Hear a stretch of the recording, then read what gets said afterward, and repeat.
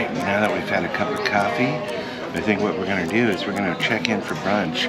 Hey, you know, the app, I always get questioned, how does the app work? And so this is one of those examples I thought I'd show you on Carnival Cruise Lines, and how you would check in for food, or maybe fine dining, or make a reservation.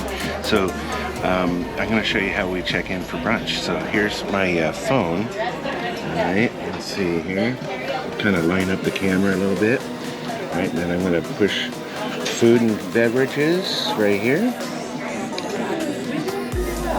And then I search for what it is exactly I'm going to try to find, and the app runs really fast.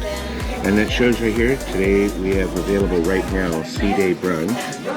So all you do is hit this little button here. It has already all my table mates that are available to join me. So I select all by pushing the select all button. And then down here at the very bottom, check in the guests. And then it'll notify me when my table's ready. And that's it. And so about 2 or 3 minutes from now, I'll get a little notification. It'll pop up and it'll say what table number, and then you just go up to the dining room or down to the dining room if you're what level that you are on the ship. It tells you the name of the restaurant and where you're, if you're forward or aft, or what dining room name.